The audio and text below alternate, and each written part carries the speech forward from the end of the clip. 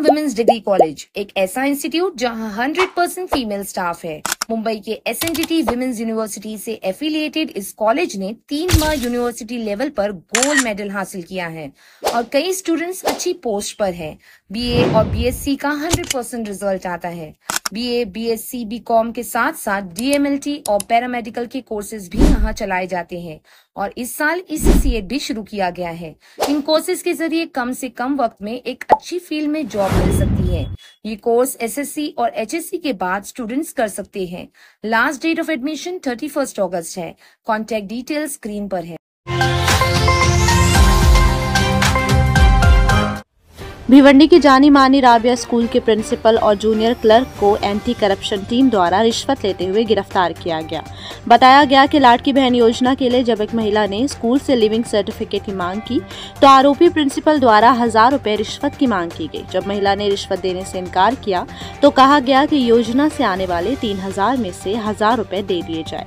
इस मामले के सामने आने के बाद एंटी करप्शन टीम द्वारा प्रिंसिपल और जूनियर क्लर्क को गिरफ्तार किया गया और मामले की मजीद तहकीकात शुरू की गई।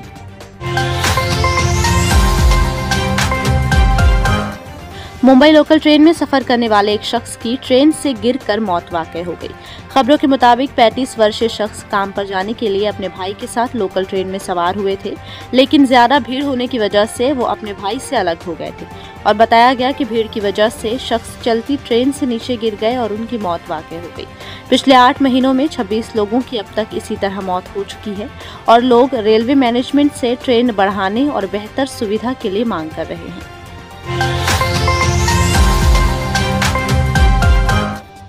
भिवंडी से लेकर थाने घोड़बंदर तक रोजाना सुबह सवेरे भारी ट्रैफिक जाम का लोग सामना करते हैं।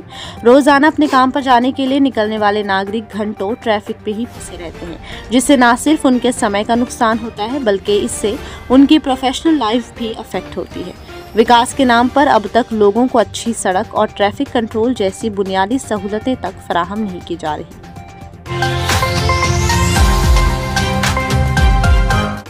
भिवंडी में 6 सितंबर को रामगिरी महाराज के खिलाफ प्रोटेस्ट करने के लिए ज़कात नाके पर सबको जमा होने की अपील करते हुए मैसेज वायरल किया जा रहा है, जिस पर पुलिस डिपार्टमेंट का कहना है कि इस तरह के किसी भी प्रोटेस्ट की परमिशन नहीं है और ऐसी पोस्ट वायरल करने वालों के खिलाफ कार्रवाई की जाएगी। पुलिस के इस रिस्पॉन्स में जनता द्वारा कहा गया कि पिछले दिनों धरने में नफरती नारेबाजी करने वालों के खिलाफ पुलिस ने एक्शन नहीं लिया, लेकिन इस प्रोटेस्ट पर पुलिस को एतराज है।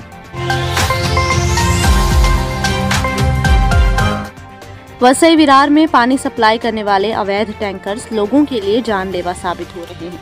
पिछले 4 सालों में इन टैंकर से 200 हादसे हो चुके हैं और 150 लोगों की मौत वाक़ई हो चुकी है। बताया गया कि पानी की किल्लत की वजह से अनफिट टैंकर्स भी धूम से शहर भर में चलाए जा रहे हैं, जिनसे आए दिन सड़क हादसे होते रहते हैं। इन टैंकर्स को अनफिट का सर्टिफिकेट भी दिया गया था, लेकिन इसके बावजूद इन्हें अवैध तौर पर इस्तेमाल किया जा रहा है। मुंबई के करीब चलती हुई एक्सप्रेस ट्रेन के AC कोच में कुछ बदमाशों ने अटेंडेंट पर हमला किया और उनके पास से उनका मोबाइल फोन छीन लिया। बताया गया कि आरोपियों ने चलती ट्रेन में डरा धमकाकर वारदात अंजाम दी, जिसके बाद लोगों ने रेलवे से यात्री और स्टाफ सेफ्टी पर सवाल उठाए। भिवंडी प्रभाग समिति 5 में पुरानी जर्जर इमारत की मरम्मत के नाम पर उसी इमारत पर दोबारा अवैध निर्माण किया गया, जिसकी शिकायत मिलने के बावजूद मनपा द्वारा कोई कार्रवाई नहीं की गई। बताया गया कि शहर में कई बिल्डर्स मनपा के कर्मचारियों के साथ डील करते हैं और खराब माल का इस्तेमाल कर कुछ ही महीनों में बिल्डिंग्स बनाकर सस्ते में फ्लैट बेचकर फरार हो जाते हैं और कुछ ही सालों में बिल्डिंग जर्जर हो जाती है और उसके गिरने का खतरा बढ़ जाता है।